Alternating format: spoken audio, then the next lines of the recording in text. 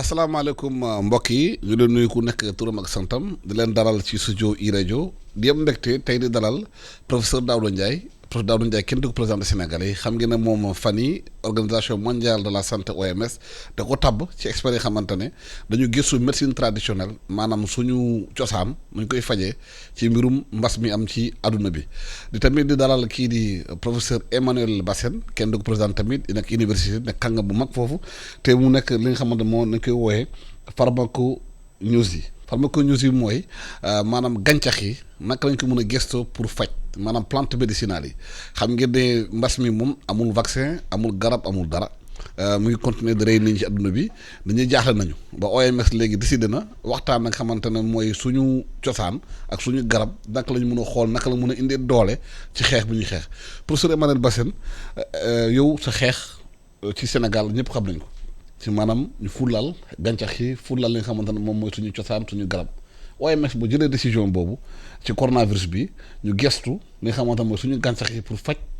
maanaam feebar bi ñam ba xool nu ñu ko mën a xeexee ban jàngat nga ci am. jërëjëf Alassane Samba Diop maa ngi lay gërëm ni nga ma invité ci jataay bi suba teel bi sama père bi ma fekk fii suma ancien élève professeur Daouda Ndiaye mi ñëpp xam nañu lu ma xarañee ci mbiru paludisme ki tax ba Sénégal turam jëm kanam. macha allah. waaw OMS dégg la démb laa ko dégg ci ay taskat xibaar yi lu mu jël noonu defe naa war nañ ko gërëm surtout nu mu tànne kuy Daouda Ndiaye nga xam ne fu mu ne ni mooy leader des jeunes qui s'investissent dans nga xam ne dañu fës ci gëstu OMS nag moom li mu wax noonu moom mënuma bett parce que OMS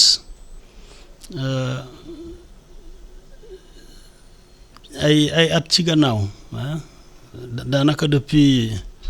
1978 bu ñu déclaré Almata ne soins de santé primaire war na am te ku nekk xam na ne soins de santé primaire ci base bi la jóge ci ñi yëngu ci faj ci village yi ak fépp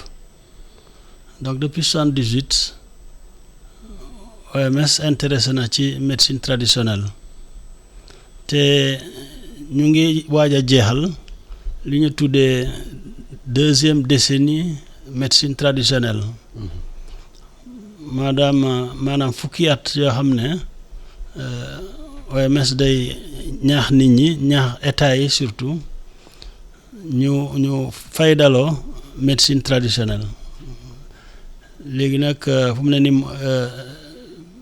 décennie boobu mu ngay jeex mbas mi dab ñu kon bettuma OMS gëstu xam ne africain yi ak nit yi ñëpp sax am na lu leen cosaan may suñu gëstu tuuti rek xëy na ñu am solution mbas mi. professeur Daouda Ndiaye OMS yow da la tàbb pour nga gëstu médecine traditionnelle gis nañu mbas bi bu ñëwee dafa jaaxal adduna yëpp vaccin amagul maanaam li koy faj amagul xëy na am na garab yu wàññi virus yi tuuti lu mel ni chloroquine ak kii boobu di docteur Raoul di ci liggéey est-ce que loolu gëstu boobu OMS continuer di ko def ci médecine traditionnelle bi dañu yaakaar ne que war nañu mën a trouver liy faj mbas mi. waaw jërëjëf Alassane ci invitation bi maa ngi leen di d'abord di leen féliciter di leen encourager nag Mamadou ak toute l'équipe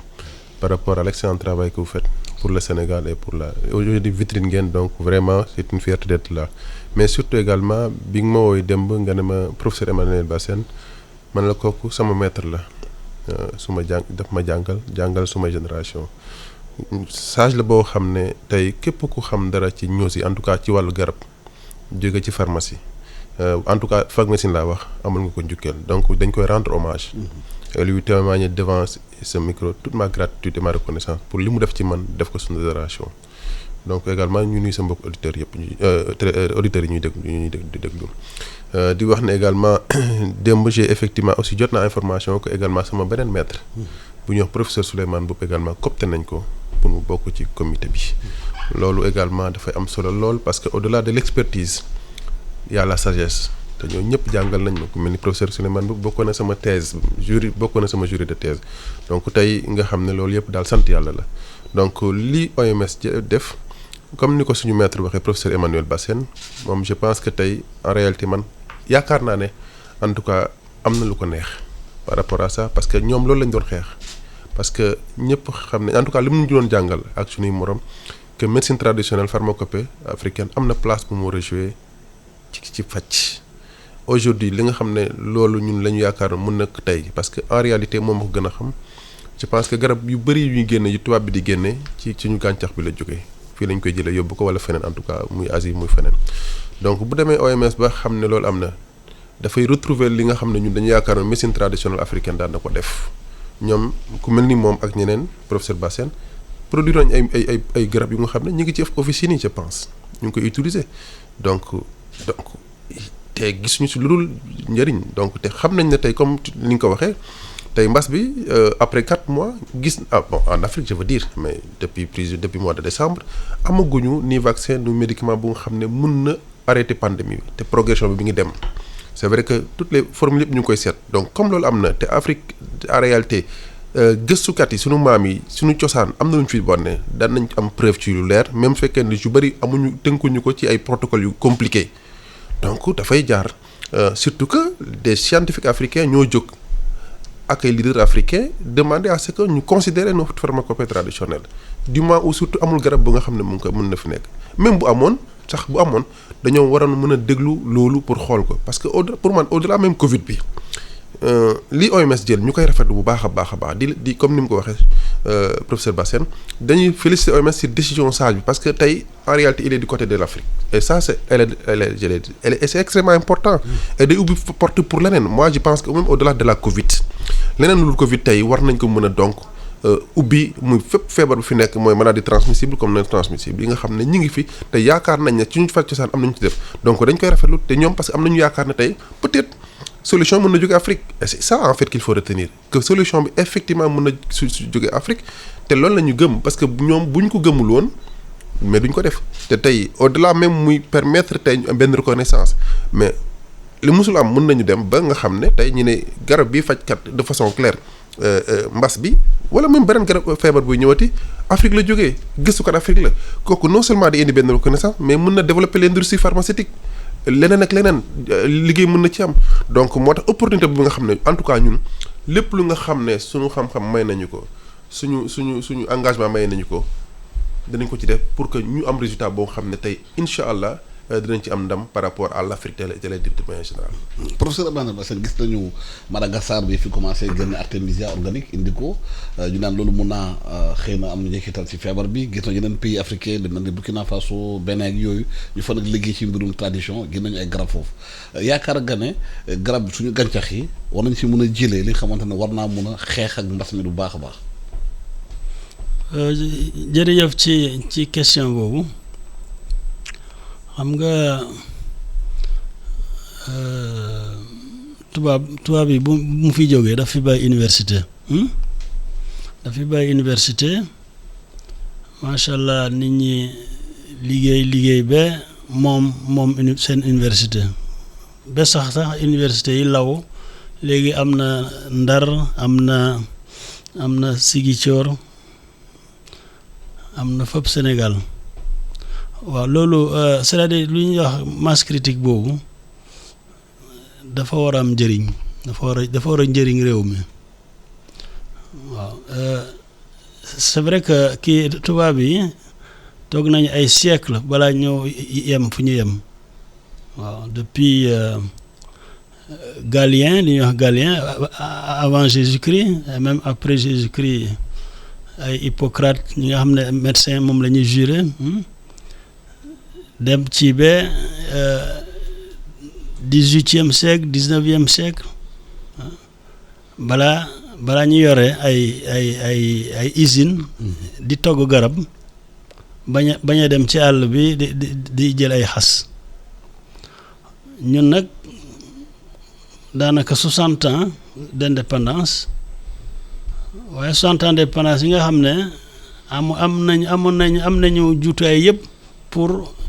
li tubaab yi def pendant 4 ou 5 siècles ñun ñu def ko ci diir yu gàtt waaw yéen a ngi nii di wane télévision di rajo xam nga loolu en 1960 xëy na tuuti la woon mais léegi pour rivaliser avec les meilleurs médias du monde voilà kon nag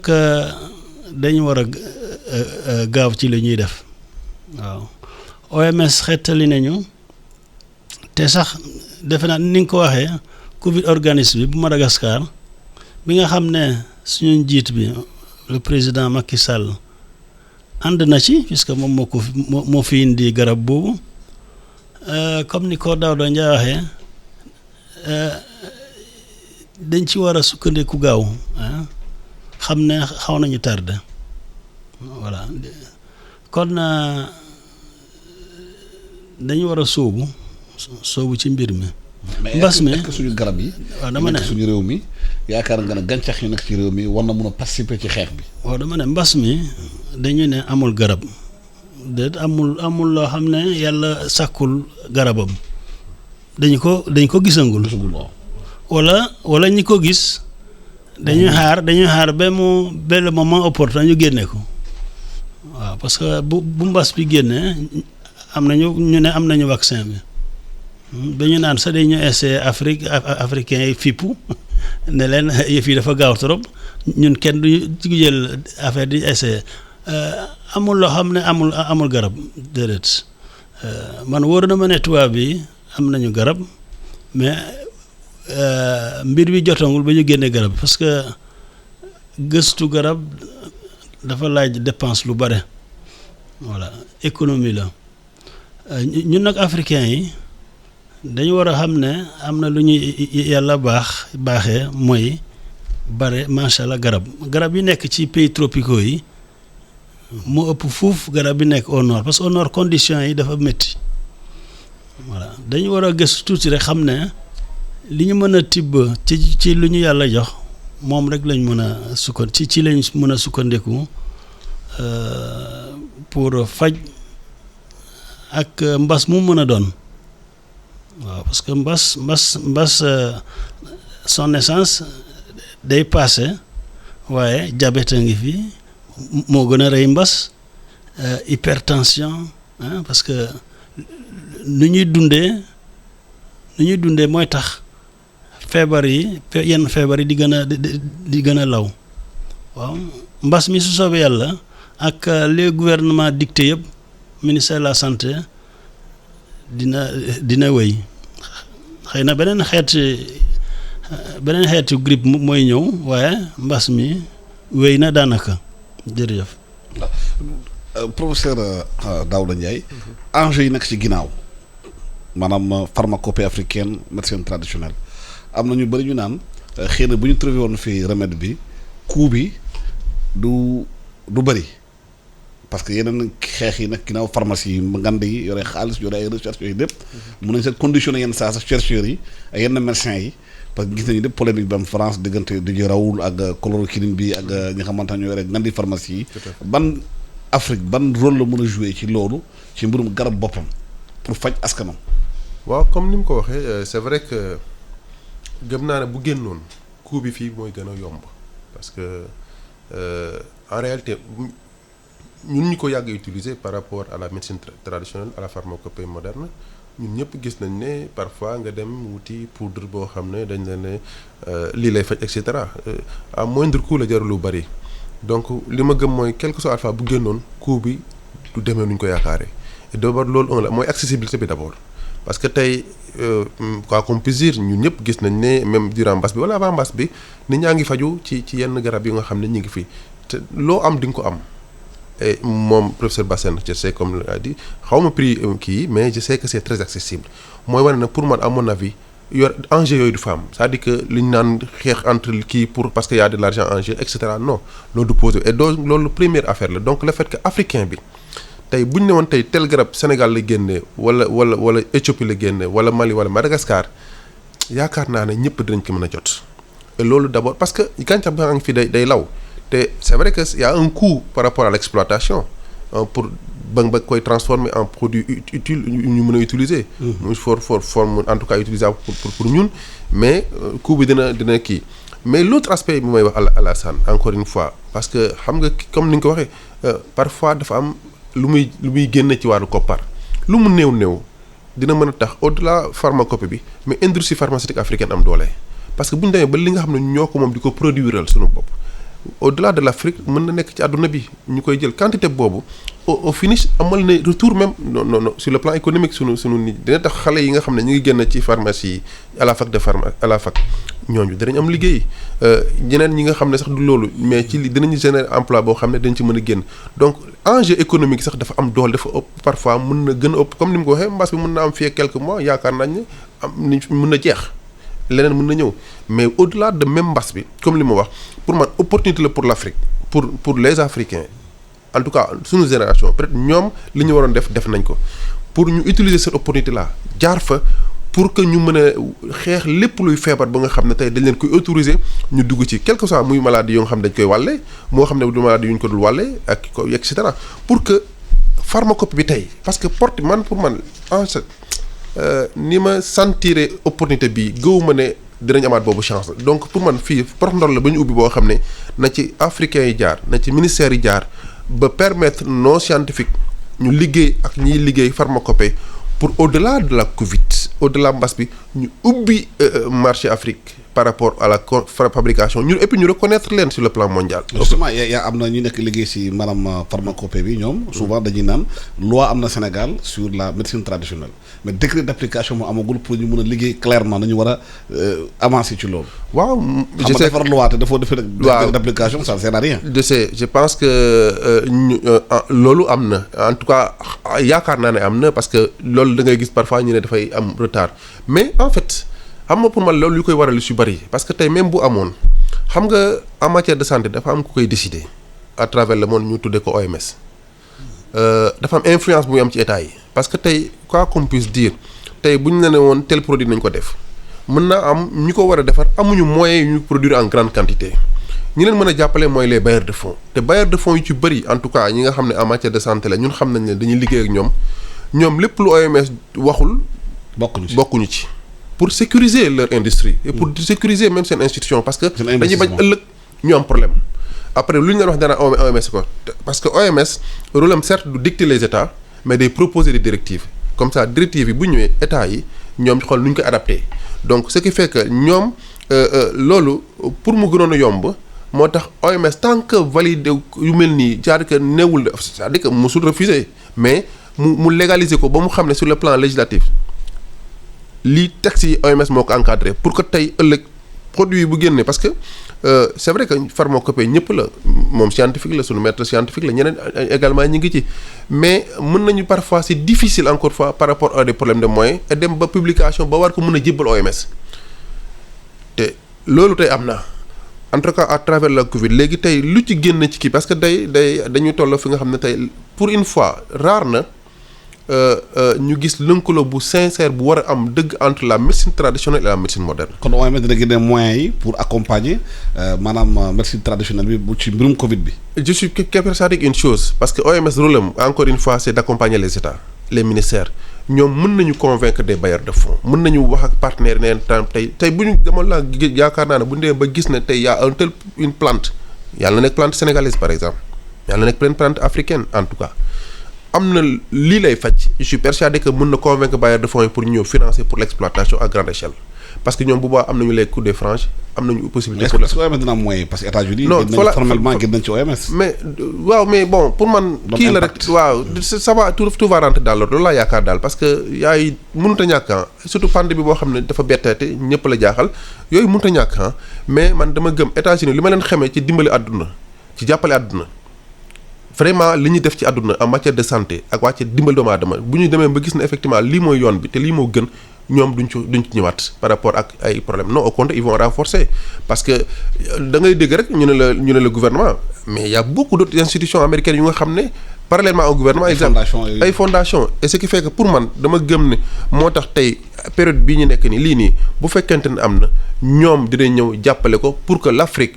ñu développé ko en grande échelle et que mu nekk médicament boo xam ne àdduna dañ ko mën a utiliser. waaw professeur Emmanuel Bassène bu ñu defee l'état des recherches ci li nga xamante ne moom mooy médecine traditionnelle gis nañu maanaam ci faculté pharmacie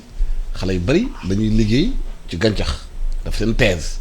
waaye bu ñu génnee thèse yi duñ ko mën a utiliser parce que amuñu moyen xëy na pour def ko ou bien amuñu accompagnement bi xam ne war nañu mun def thèse yi pour ñu mun a li ñuy gis ci thèse bi def ko pratiquer ko. ci terrain bi dañu delluwaat ci pharmacie yi alors que si gàncax yi la ñu liggéey ban articulation ñu mën a trouver pour que ñiy defar thèse yi te thèse yi bëri fii ci plante yu bëri ñu mën a utiliser loolu pour renforcer santé bi. jërëjëf Alassane Samba yëpp question mu nga posé wane na ne yow xarañ nga trop ci mbir mi xam nga problématique bi nee naa la faculté de médecine bi am na 100 ans sax voilà moo dafa fu mu ne nii classement mondial bi université de Dakar ci li ñuy wax classement Shanghai yooyu occupé na place bu takku alors kii bi gëstu bi ci biir université bi yàgg na depuis tubaab bu ñu woowee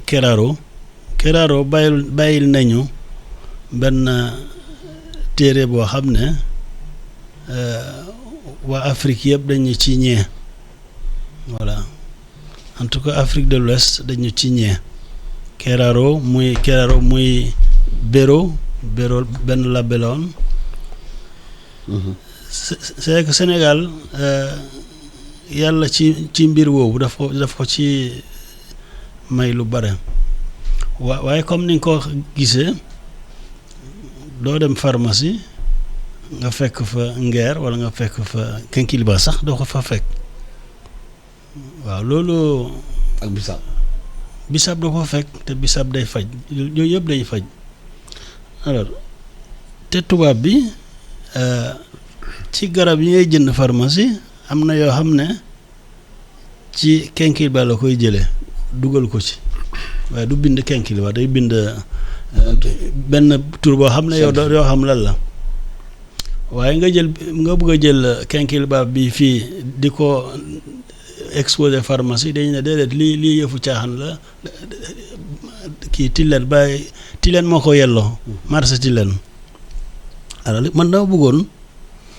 ñu ràññee médecine traditionnelle ak médecine moderne par les plantes voilà ñun xam nga université defuñu médecine traditionnelle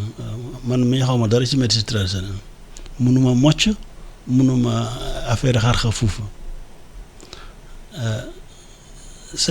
waroon nañu toll foo xam ne ak li ñu jàng ci tubaab yi ak ñun tamit lu ñu gëstu yëpp comme ni nga ko waxee ñu am ay garab yu jóge fii mu ngi mel ni ñu jàngal béy ceeb léegi ngay jéggaani ceeb te mën nga ko béy fii fleuve Sénégal Casamance waaw noonu la demee. maanaam bu ñu doolalee pharmacie fii pharmacopée bi ak médecine traditionnelle bi mën nañuy faj lu bëree bëri wàññi sax suñu facture maanaam facture importation médicament. non c'est-à-dire soo ko jëlee noonu doo jëm fu sore parce que Senghor dafa naan kuy yoddu sa xët te bëgg a dem taxul dem. mën a dem a tax dem. voilà c'est kii di ko daw doo waxee c'est boo gisee nit ñi di gëstu di déglu OMS du gouvernement de. déedéet OMS mënul ñëw defar fi ay garab bu ko def. loolu volonté politique la. waaw gouvernement mooy décider. waaw loolu gouvernement mooy ne. man médecine lii traditionnelle bi léegi nii laa koy defee. déet wax ma médecine traditionnelle. médecine traditionnelle mooy médecine bi ñuy pratiquer Njongoloor ak Essyl fu ma dëkk. Voilà tradition ñoo koy def mais ñun phytothérapie la ñuy def ñun médecine moderne la ñuy def. appliqué au plan. su ma jëlee ngeer baxal ko def ko sirop kooku du médecine traditionnelle. D'accord. Voilà loolu moo tax may ñaan OMS bu mu utiliser médecine traditionnelle.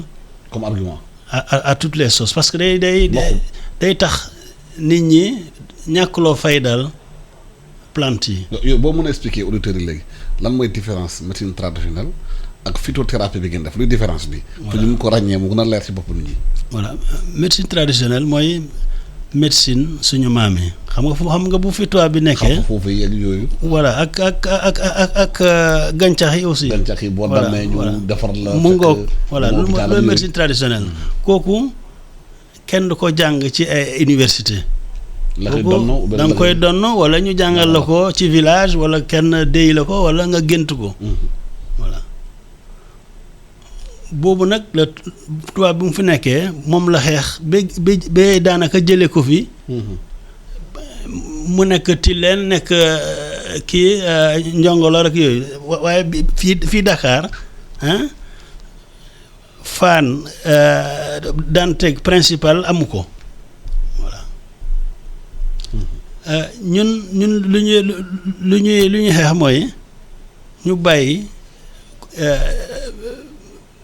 disons wax médecine traditionnelle ci loo xam ne du traditionnel. Voilà parce que loolu bokk na ci li ñuy tàddal fu mu ne nii yow soo waxee médecin jëlal ngeer nga faj asthme déedéet loolu médecine traditionnelle wóorul day ne wóorul. te man li ma jàngal Daouda Ndiaye kii ci biir ngeer am na li ñuy wax ay ferñeent alcaloïde. alcaloïde boobu su duggee sa yaram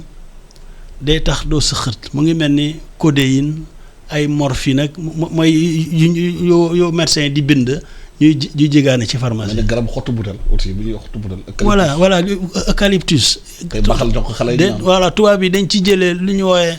eucalyptol essence bi lañ jël dugal ko ci ay sirop. di faj sëxët. voilà léegi OMS war a bàyyi loolu wax médecine traditionnelle médecine lu mu dëkk Daouda Ndiaye du médecine traditionnelle déedéet kooku phytothérapie la parce que dafa war a convaincre kàngam yi nekk OMS ak kàngam àdduna yi bind ko ci ay bataaxal publier kooku médecine traditionnelle mënu ko waaye nag su ko defee dina dooleel médecine traditionnelle. parce que soo gisee médecine chinoise ak médecine indienne ayurvédie am ñun ñu koy bàkkoo parce que médecine moderne bi nekk Chine di liggéey ci gàncax bi. moo ko jox doole.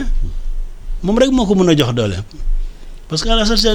soo yeewee nga ne ma yow gént nga ne mbas mi soo taree alxuraan mu jeex xam nga kooku man mun naa la bañ a gëm. voilà. daañu ñëwaat ci professeur dem jëli benn publicité ñëw ci professeur Daouda parce que c'est intéressant. Publicité sur iRadio.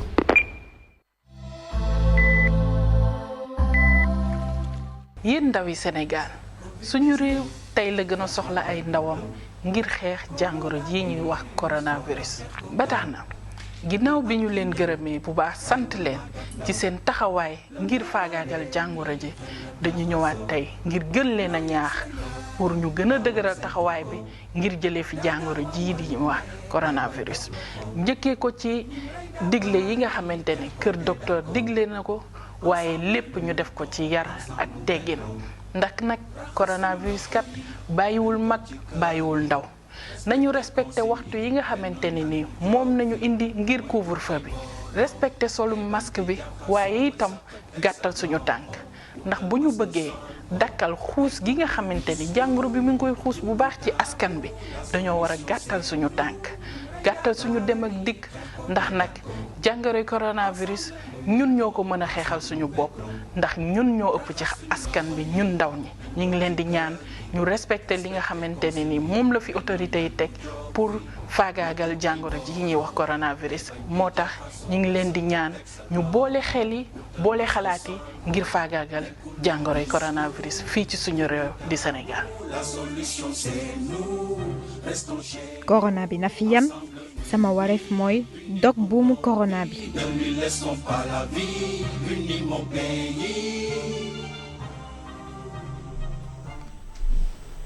jërëjëf ñu ngi leen di fàttali ñu ngi si studio iRadio ci matinal bi di dalal le professeur Emmanuel Bassène xamante ne moom phytothérapie ak yi nga xamante ne lépp nga xamante ne jox gàncax di faj nit ñi ci la ñuy waxtaanee ak docteur Daouda Ndiaye xamante ne OMS daf ko jël boole ak experts yi xamante ne Souleymane Boub pour xool naka la ñuy mën a jëlee garab bi ñu xeex maanaam mbas mi professeur Sénégal bëri na ay garab. xamante ne day faj gis nañu fi artémisia bi wax ci ñu ci bëri woon nee na sax Sénégal mun nañ ko defar fii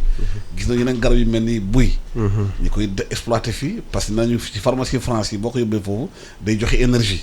ak lu bëree bëri ñu war def loolu lan la ñu war a mun a gën a concentré wu surtout volonté politique lu ñu war a mun a am pour jox garab bi maanaam gàncax bi doole ñu mun a si dindi lu ñuy fajee nit ñi te loolu dina doole médecine traditionnelle bi mooy comme encore une fois mettre les moyens. Et là c'est valable pour tous les pays africains vraiment mettre les moyens pour que comme li ma ko waxoon sànq exploitation garab yooyu dafa laaj koppar mën naa am bëriwul sax mais boo demee botanique bu nekk jardin botanique bu nekk par exemple pharmacie faculté de médecine garab yooyu yëpp da nga ko gis ñu ko fay saxal pour jàngal étudiants yi fay génn pharmacie man jàng naa ko comme ni mu ko waxee léegi keneen jàng na ko ñoom ñoo ñu ko jàngal. bu nekk garab bu nekk ban mooy turam ban njëriñ la foo ko mën a amee ci àdduna ak lan lay mën a faj te am na yoo xam ne mi ngi law ci Sénégal mi ngi law ci Afrique mi ngi law feneen donc buñ ko d'abord buñ ko encadré ba nga xam ne tey dañ koy considérer ci médecine bu nga xam ne mooy faj comme ni mu koy expliquer sànq phytothérapie pharmacopée et cetera c'est vrai que parfois c'est un peu compliqué nga différencier phytothérapie bi ak médecine traditionnelle parce que dafa nekk ci biir. Remarque la boo xam ne dinañ ci tenir en compte pour mu bañ a andi amalgame même si l'idée mooy c'est par rapport à la phytothérapie africaine yi nga xam ne dañuy faj mais à base de plantes médicinales donc pour man bu ñu jëlee garab yooyu encadrer leen jox leen fulla ñi koy liggéey ñu déglu leen surtout que ce sont des universitaires le plus souvent ñoo nekk derrière ces projets là derrière ces investissements là mais au moins limité tey parce que boo xoolee garab tey en tout cas liñ ci xam ñu ngi ci jàng en tout cas plante bi pour nga jël ko ba mu nekk garab dafa am étape yu bari yu nga xam dafay suivre daf ciy suivre di nga xool en tout cas loolu dafa bokk ñun suñu mission par exemple boo déggee ñu naan la dañuy xool après pour les protocoles les essais cliniques ak mise en œuvre bi bu ñu la joxee garab bi il faut nga xool d'abord fan la jógee est-ce que d'abord garab gi li ñuy wax moo ci nekk am na ci il faut que nga valider contenu bi en qualité et en quantité est-ce que garab boobu ñu extraire amul leneen loo xam ne dafa toxique ci biir te gisuñu ko mu làqatu ci les métaux lourds par exemple te dañoo bari ñooñu am na fu ñu koy tester est-ce que amul leneen lu ci rax lu ci génnul est-ce que amul lu nga xam ne jóge nañ suuf di dugg ci est-ce que garab boobu ñu exploité est-ce que am na stabilité est-ce que mën nañ ko bu ñu ko téyee fii ak 1 mois 1 an comme médicament normal est-ce que du yàqu lan mooy varier est-ce que buñ ko joxee parce que également y a des phases d'essai clinique quel que soit alpha parce que quoi qu'on puisse dire li tax muy xaw a retard parfois mooy dañ naan la mais amuñu preuve que ne du am toxicité ci nit bi wala dose bi koy faj lii la ak la te médicament pour man lépp lu ñuy naan lu mel ni garab muy kii gàncax boo ko jëlee dose bi nga xam ne baax na day faj bu dose bi ëppee mën na lor te bu dose bu tuutee aussi du faj wala lañ ko ci yaakaar ne du am donc tout ça da ngay gis ne dafa laaj étape yu bare étape de jël witti ko ak développer ko ak produire ko mooy li ci gën a yomb la wala gaaw mais analyse yi ñu ci war a def sur le plan chimique sur le plan biologique parce que boo koy joxee doomu aadama essai clinique tax muy lourd par exemple li tax nga xam ne ñoom très souvent duñ ko mën a def parce que essai clinique dafa lourd mooy étape préclinique yooyu dafa jël temps dafay demander beaucoup d'argent bu weesoo ci loolu nga war a jël jox ko doomu aadama ñu def sous forme d'essai clinique boobu aussi da ngay xool yaa fi li ma naan dañ koy collaborer ak médecins yi ak la médecine moderne bon bu ma nee médecin mooy ñëpp parce que le clinicien laay wax par rapport ak il faut mu xool ndax malade bi war na ko jël waru ko mën a jël par rapport ak propriété parce que pour plante yooyu aussi dafa am ay propriété chimique yi ak pharmacologie ak lépp ngi ci biir buñ ko amee moom mu jox ko buñ maintenant kooku dañ koy jël ba paramètre biologique yi xool deret ji xool est-ce que amul lu muy avant ñu koy jox buñ ko joxee ak ba même après mën na toog par exemple 1 mois ñu koy suivre ba 3 mois parfois am nañu koy gis yenn médicament parfois même 6 mois est-ce que amul benn impact bu muy am ci santé nit ki à la longue ci organes yi ci leneen ak leneen loolu ay deret la ñuy jël analyser ko médecine bi également médecin bi clinicien bi day jël ay paramètres ay constantes xool ay xol bi ak rein bi ak tout ça est-ce que amu ci impact gis nga la loolu dafay jël alal dafay demander des moyens moo tax ma ne c'est vrai bu ñu ko encadré mais en mettant les moyens au moins ñu jël chaque année benn lot de garab boo nga xam ne tey bu professeur Oumar Bessène waxee wala ñoo xam ne liggéey nañ ci ne tel médicament liggéey naa ko in vitro parce que ñoom ñëpp li nga gis dañ koy tester en in vitro est-ce que in vitro mooy jël garab ba laboratoire xool yan propriété la am ba mu leer leen ñu naan la par exemple li may dégg très souvent ñu naan la am na propriété anti-inflammatoire am na propriété et cetera antiparasitaire voilà et cetera bu ñu ko defee ba pare ñu jël ñu ne ok jël leen ñu ne léegi nos états ne ok prenez pour chaque pays par exemple tel pays 3 plantes proposées nañu leen ko par at par rapport à des urgences parce que bu ne pandémie ñu ne jël leen 3 pour garab wala mélange ngeen jox ma ko.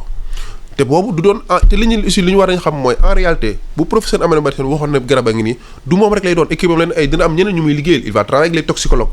il va travailler avec les pharmacologues et cetera les chimistes analytiques biochimistes ñoom ñëpp lay liggéeyal y compris les médecins les cliniciens laay bëgg a wax et ñeneen ñu bëri donc bu fekkee ne leen jël leen garab yooyu ñu encadré ko ñu testé ko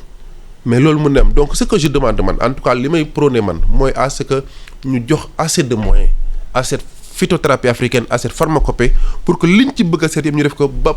parce que dinañ am jeexital boo nga xam ne après dañ koy tënk dina tax après ñu mën ko publier dina tax après ñu mën ko def sous forme de rapport soumettre organisation mondiale de la santé avec des preuves à l'appui et bu baax comme ni ñu ko défendre ci Covid ni ñu koy défendre ci Covid bi man li ma gëm mooy même après Covid bi ce comité là va rester pour encadrer man loolu mooy suñu mission loolu lay doon après je suis persuadé mooy du ñu yem ci Covid bi rek lépp lu nga xam ne mën nañ ko ubbi OMS permettre ko en tout cas on va se battre pour que li OMS def nga xam ne dañ koy rafetlu vraiment di ko gis nañ aussi enjeu yi nekk ci ginnaaw xeex bi parce que Madagascar bu ñu génnee seen artémisia organique bi gis nañu communication bi nekk ci ginnaaw ba président Madagascar ne bu fekkoon tubaab moo ko génnee tey yéen waa journal tel dëkk doo leen ko waxee nii parce que loolu dafay dañu bëgg a naxasal loolu parce que bataille pharmaceutique bi nekk ci ginnaaw ak enjeu financier yi dafa énorme c'est mooy lu ñëpp déploré woon en tout cas képp ku dëkkoon Afrique xaw nga ko déplorer nga ko parce que effectivement nit ki mënoo bafouer lu mu joxe wax ko comme ça te amuloo benn preuve xamuloo lan moo lañ koy utiliser xamuloo ñu ci def et cetera ba loolu am et d'ailleurs moo tax benn étude allemande désavoué ne leen gis nañ ñoom jël nañ ko ba testé ko in vitro et cetera xool ne effectivement ñoom lañ ci doon am na ci propriété yu leer yu fi nekk donc pour dire que quoi c'est-à-dire que bataille boobu mais du kenn ñoo ko mën a gagner ko nous les Africains. Et c'est pourquoi heureusement ce comité qui a été créé oo xam ne en réalité je le dis ñoo nga xam ne ñun au-delà des jeunes li qui sont là scientifiques yoo xam ne am na lu ñu liggéey as toutes grâce à maîtres yi nga xam ne jàng lañu jox ñoo xam comme ñu leen ñu rendre compte am na ay des sages et c'est pourquoi je dis quand j'ai dit que professeur Mboup est dedans liggéey na liggéey boo xam ne rafet na te am na taxawaay ci àdduna boo xam ne am na lu bëri duñ nangu ñoom parce que tey seen rôle mooy fexe ba ñi jàngal ñu jàngal ak leneen que ñu protéger ñu jàpp ci pour ñu dem donc bataille boobu noonu la dañ ko gagné bu fekkee ñu ñëpp dañoo ruine maintenant foofu laay wax Alassane il faut que ñu gis une unité nationale ay africaine pour que bu ñu attaqué benn pays wala benn plante on voit tous les Africains derrière et c'est pourquoi rafetlu naa bii affaire bi génnee on a vu les chefs d'État africains en réalité aussi même fekkente ne xeex bi demul ba fi ñu ko egg woon au départ taxaw nañu autour de Madagascar ne ko on va essayer mais pour moi li may demander mooy ñu dépasser loolu fu ñu attaqué un pays parce que li ñu attaqué en fait ni ñuy def ci Madagascar mën nañ ko def beneen pays ba beneen plante donc qu'il y ait une unité autour de ça et encore une fois c'est l'occasion pour man pour que loolu am donc qu'il y ait un leadership que leadership la pour ñu gën a xeex contre ñi nga xam ne dañoo ñëw pour parce que day am impact parce que bu ñu doon tey plante bee ko génn c'est-à-dire que médicament bi Afrique la mais gëm naa la ñu bëri ci àdduna ci ñeneen ñu ko doon liggéey gis nañu ne dañ yàqale lu bëri par rapport à li ñu yaakaaroon donc te loolu la science di doxalee pour nga jàllale sama garab il faut ma yàq beneen garab bi parfois bu fekkee ne ñoo bokk te comme gis nañ ne produit bi am nañ ci yaakaar bon les gens se sont levés pour faire des choses mais heureusement pour le moment le Madagascar tient et loolu tax aussi je le dis su fekkee OMS dem na ba foofu Madagascar président dañu ci taxaw xeex ci bañ ñeneen ñi topp ci ba tey ñu teg comité bu nga xam ne daf ko mën a encadrer. professeur Bassène est-ce que du foofu mooy seen jafe-jafe di liggéey ci plante yi ba loolu bëggee génne benn affaire enjeu financier nag ci ginnaaw enjeu diplomatique yi enjeu politique yi enjeu même commerciaux yi nag ci ginnaaw tax ñu leen di bañ a fulaal li ngeen di liggéey pour mu bañ a génn su génnee xëy na dañuy concurrence garab yi xamante ay milliards lañ ci financé. waaw dama nit tubaab li ko waxee c'est de bonne guerre loolu lu normal la Alassane dama la jox jaasi boo xam ne moom nga may gore waaw kooku ku nekk daal yaa war a xam fan la. ban taxawaay suñu réew war a am ci loolu. non taxawaay ful ak fayda rek léegi man dama bëgg ne déglu naa tout à l'heure professeur Daouda Ndiaye en fait su ma dégloo bu baax ñun on n'est pas prêt ñu génne garab parce que nu mu ko waxee dafa bëri gëstu dafa bëri tellement alors lu ma bëgg a xamal ne nit ñi ne gëstu yi def nañ ko ba pare nee naa la ça fait depuis les années 86 ñu ngi gëstu gàncax gi fii ci université de Dakar moom son maître kii professeur Omar Ndir liggéey na ci mbal nga xam ne day faj dysenterie amibienne waaw ci la defee sax kii mémoire de am ba mu nekk professeur léegi mu ngi retraite ni man gëstu bi def nañ gëstu yëpp même su dul ñun suñu naataango Afrique def nañ ko waa Inde def nañ ko parce que mbal bi ñun ak Inde ñoo ko bokk aussi ak ki bi nga tudd tout à l'heure en off la lay duur ñoo ko bokk ak Inde voilà lay duur bu ngay gis ci pharmacie yi Inde lay jógewul Fuuta voilà kon du foofu xam nga waaw déglu foofu fu mu ne nii xam nga lu des tabax ay sart yoo xam ne dina tax suñu jëlee lay du def ko ci pharmacie OMS daana suñu kaw encore une fois OMS du état OMS ñi fa nekk léegi Brazzaville su may élève lañu donc duñu maanaam état Sénégal moo war a bind sart bi nga xamante ne. voilà sart bi déglu ko ci pharmacie muy garab ñu naan garab boobu waaye métti ci. voilà sart bi tàmbali na ko ci ministère de la santé. waaw ma yëgagul. waaw waaye su soobee yàlla ministre Abdoulaye Diouf sax dina ko fësal fan yi document bu ñu tuddee politique nationale de la médecine traditionnelle et de la phytothérapie. foofu la ñu tënk. mooy document bi. waaw. foofu la ñu tënk lépp li xamante war nañ ko mën a génne. war nañu yoon yu ñu war a jaar pour fexe ba lu ñu liggéey ci université yi ak lu ñu taataanee ci paj cosaan mu jëriñ réew mi. parce que fu mu ne nii quand su ñuy def compte de la santé mooy maanaam suñuy seet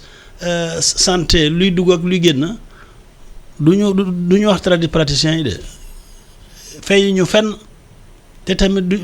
duñ ci boole suñu garab yi nga xam ne fii lañ ko mën a defaree. kon lii ministère bi mu ngi koy liggéey. tabax ko war ko génnee. waaw fu mu ne nii kii fësal ko rek moo ma des. waaw fësal ko rek. waaw il faut ñu fësal ko nag de parce que nañu dañu ragal mooy. ñu ngi ci bind ko wax ko rek. ñu ngi ci yaakaar bàyyi ko tiroir yi encore. am nañ ci yaakaar. am nañ ci yaakaar bu baax. waaw parce que lobby pharmacie dañoo aay de dañoo bëri xaalis dañoo bëri koppar dañoo bëri ay pression. non du lobby bi rek ñun ci suñu bopp. waaw gis nga bu ñu nee gouvernement adopté na loi médecine traditionnelle gis nga médecins yi jóg. waaw voilà. waaw léegi nag loolu moo tax. dañu war a clarifier affaire yi. dañu war a toog seet nuñ ko war a doxalee te ci document bi la ñuy sukkandiku parce que loo gis rek dafa am sart. voilà soo toppee sart yi doo am xeex ak kii wala xeex ak Masamba wala Mademba. xanaa defal sart yi mu leer. voilà. ñu fësal ko surtout. waaw mais en terme de recherche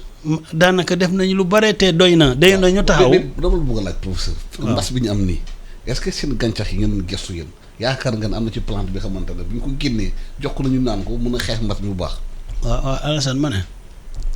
yow yaakaar nga ne kii tubaab bi defar molécule anti-tuberculose moom moo gën a xarañ. yàlla non maa ngi lay koy fas ni ma lay kiyee gis nga nit moo defar chloroquine. waaye nga defee ne moo gën a xarañ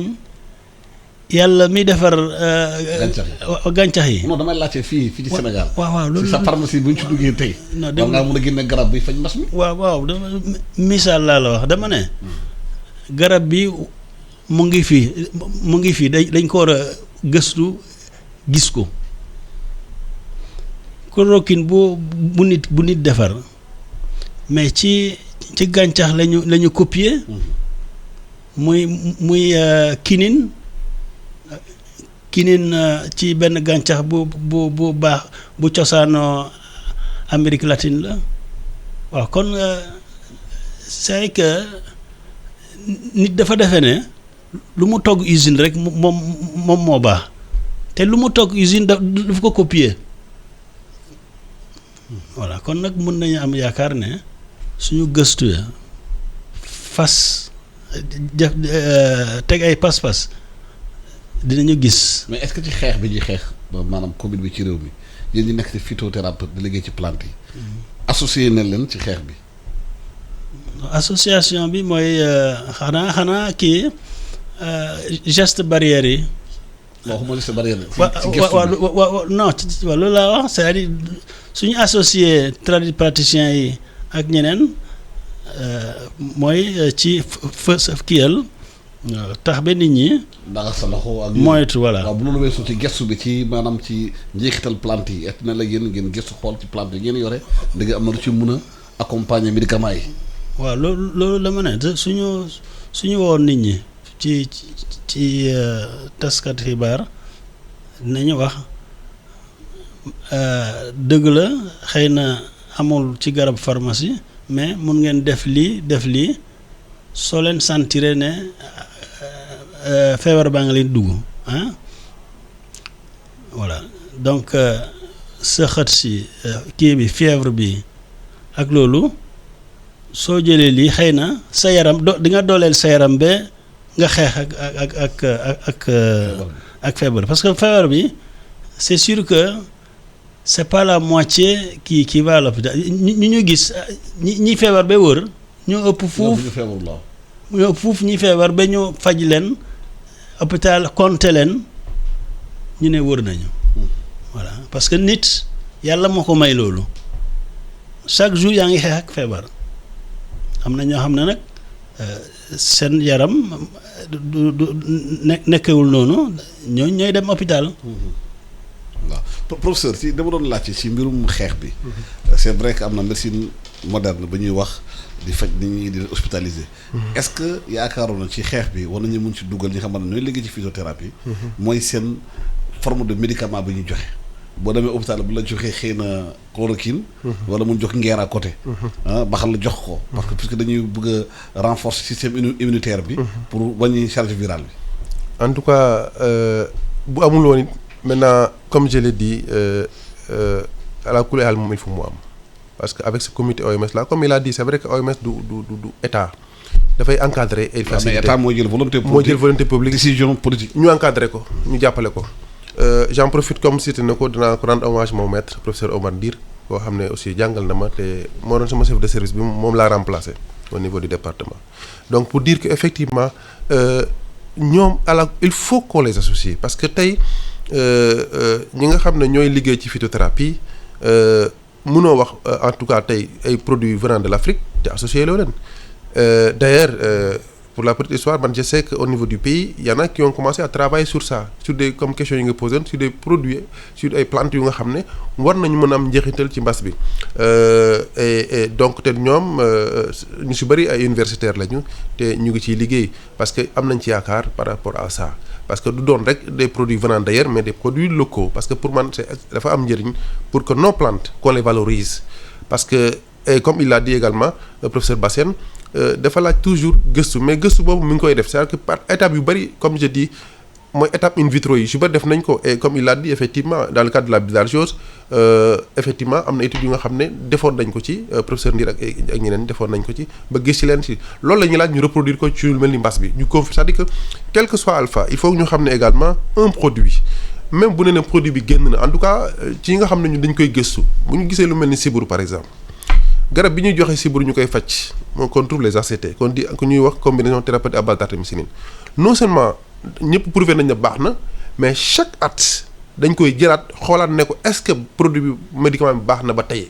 donc pour dire que la recherche continue du point de départ la ñu kii non chaque fois da ngay évaluer est-ce que li nga amoon daaw moom nga amaat parce que produit bi bu ñu leen dem bay y a le soleil y a autre chose y a des contrefaçons y a même fi nga koy defaree mën na am lu ci dugg te lu ñu gisul donc la science va continuellement accompagner la médecine loolu moo tax ma ne man gëstu bi quel que soit alpha mooy il faut que ñu encadrer ko d'abord deuxièmement également qu'on mette les moyens parce que tey boo bu ñu nee produit bi taxaw na lépp am na d'accord mais pour nga mën ko may doole c'est chaque fois nga ne baax na parce que mën nga jox nit tey garab soit mu ne la garab yee ma lor wala garab bi baaxul mais pour le faire dañ ko ne et ce qui fait que même en médecine moderne on te dit bu fekkente ne tey li ngay gëstu ci xool médicament bi baax na wala baaxul est-ce que mi ngi baax ba tey ñu ne la bu fekkente ne seen dëkk amul lu ñu ko mën a tester à l'échelle ci fépp ñu jël ay yu mel ni ñu xaw a ndróo ñu defee ko bu ngeen ko mënul xool leen dëkk bi leen jege je donne exemple te ñu ne leen dem leen Gambie wala dem leen Guinée wala Mauritanie ngeen xool ñoom comme ñoo bokk même écosystème ñoo bokk même environnement épidémiologique bu fekkente ne ñu ne médicament bi baax mu ngi baax ba tey Mauritanie wala Guinée de facto ñu ne donc jàppal na Sénégal mën ngeen ci basé ne baax na pour dire que donc gëstu boobu moom bu ñu bëgg en tout cas que cette phytothérapie am de l'avenir il faut que parce que loolu la monde bi di doxee tey le monde scientifique dafay bëgg ñu def ay preuves scientifiques tout le temps ay des publications di wane ne affaire bi baax na pour que ëllëg nit du jógee ne lii baaxul parce que te bu baax amuloo argument parce que boo xoolee suñu pharmacopée man li ma gëm ba tey li tax parfois ñu mën ñi di ci am lu ci wax mooy très souvent nous avons une tradition orale ci lu bari comme ni nga ko waxee offline baax na mais amuloo preuve ne ma ak man amuma ko ne li ma jox am naa ci résultats yi amul fu ñu ko bind amul fu ñu ko mën a rapporter je veux dire am na moom mooy mais à l'échelle ak plusieurs pays defandoo ko parce que fa may daanale alaaj Alassane au-delà de tey bu ñu doon produit bi baax na Sénégal tey pour mu gën a am doole mu gën a am pouvoir il faut dafay impérativement et loolu la science bi doxee loolu la médecine di doxee il faut des études multicentriques mooy baax na d'accord mais yeneen dëkk yi bu ñu ko mënee tester et c'est pourquoi le Madagascar avec son produit ils ont demandé à ce que d'autres pays testent ko pour ñu xool est-ce qu'il y aura une reproductibilité est-ce que li mu gis Madagascar parce que mën na am en Madagascar mën na am parce que il y a deux aspects qui peuvent jouer. Conditions climatiques yi yëpp mën na ci jouer. mën na ci jouer ba am impact ci produit bi. ci plante bi fi nu mu koy kiiyee. nga ñëw Sénégal plante bi amul loolu et cetera nit ñi également ñàkkul ne am nañu benn système immunitaire wala li nga xam ne seen yaram nekk na ko ba nga xam ne du bokk ak ñun. donc tout ça mooy il faut ñu xool reproductivité mais sinon def nañ ko fii rek bu boobaa mën nañu baax na nga dem Gambie wala nga dem Rwanda feneen ñu ne la baaxul. mooy donc et loolu mooy may doole pouvoir et pour man il faut qu'on aille vers ça c'est-à-dire que du yomb et c'est pourquoi buñ ko oyofal nañ mettre les moyens bu ñu mettre les moyens pour man dina difficile trop ñu mën a am en tout cas jeexital ci lii. professeur yaakaar nga ne bu ñu génnee ci mbas bi dinañu gën a dooleel maanaam phytothérapie ak lépp lu muy àndal. Phytothérapie waaw je suis content nga adopté terme boobu voilà dooleel phytothérapie weesuwul nga tëral ay sart ne nii lay doxee gis nga lu ñu dénk professeur Daouda Ndiaye ne ko mu seet ndax gàncax yi mun nañu gàncax yi nekk Afrique wala Sénégal mun naa xeex Covid bi waaw mun na xeex Covid gis nga su demee ba def lu muy def ay investigation chez l'animal yu mu wax ni mu lim li yëpp mais du fi génne garab parce que lim bi amul doole pour def tout le chemin là toxicologie kii recherche clinique expertise moom wax na ko léegi dafa déedéet non nguur mën na ci dugalal yoo xam nga ne léegi dañu tere état yi ñuy dugal seen loxo ci lu mel surtout état africain en ajustement structurel. privé yi. voilà privé privé nag loolu nag c'est-à-dire que le capital national dafa war a intéressé ci phytothérapie. Parce que c'est une ressource économique. parce que économie la waaw. dama ci ajouter pour dire parce que je dois clarifier une chose. boo xoolee li may wax nii c'est-à-dire que li ñuy wax parce que encore une fois pour man il faut que ñu teg ay bases yu nga xam ne dinañu mën a tax ñu dem. c'est vrai que la phase première charte yi foog ñu. la phase première mooy phase in vitro kooku dañ koy pousse ko kenn waxatu ci maintenant les tests précliniques boo xoolee Covid bi ak organisme bi ak yenn plantes yi c'est-à-dire que loolu. direction de la pharmacie et du médicament def na ko ça a pris un mois mais c'est extrêmement important maintenant phase bi des mooy phase clinique bi mooy essai clinique en tout cas l'OMS ak état yi d'accord nañ en tout cas dañ d'accord que ne essai clinique il faut ñu def ko maintenant bu fekkee defuñu essai clinique ça va être difficile mais phase bi gënoon a compliqué bu gënoon a ci del temps mooy la phase 1 ak 2 kooku kenn dootu ko ci booleti mooy test au laboratoire ak yeneen mais les essais les essai clinique bi ak xool produit bi lan moo ci nekk mooy les tests toxicologiques man c'est-à-dire que nit ki soo koy jox dara dëgg la c'est-à-dire que am nañ ci histoire xam nañ ko mais tey bu ñu ñëwoon ñu ne la le produit malgache ñu utiliser ko jël leen ko xamuloo lu ci nekk. waaw mais loolu c'est un risque. donc bu dee si c'est un produit sénégalais xam nañ ko ñoom ni ñu ko jàngalee produire ko mais là y a pas de souci mais un produit venant de l'extérieur ñu ne la jël leen ko te defu leen test chimique yi test toxicologie pour man. wóorul te mën na compromettre tout. voilà temps bi ñu jeex na. suñu charte yi mën nañu prévoir loolu. waaw temps charte yaa ngi ni mooy kii politique bi naka war nañu ko appliquer maanaam ñu mën a liggéey médecine traditionnelle bi maanaam surtout phytothérapie maa ngi gërëm professeur Emmanuel Bassène di gërëm professeur Daouda Ndiaye man waxtaan ak yéen ci xamante ne naka la ñu mën a jëlee phytothérapie africaine bi appliqué ko ci Covid bi pour xeex maanaam mbas mi jërë ngeen jëf.